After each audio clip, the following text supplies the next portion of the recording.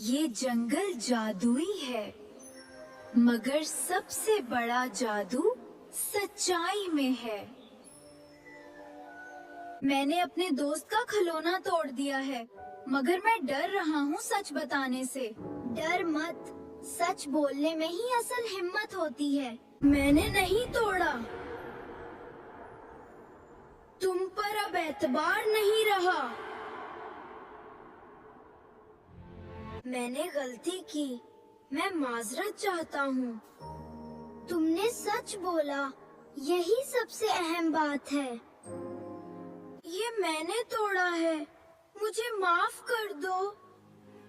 मुझे दुख हुआ, मगर तुम्हारी सच्चाई अच्छी लगी।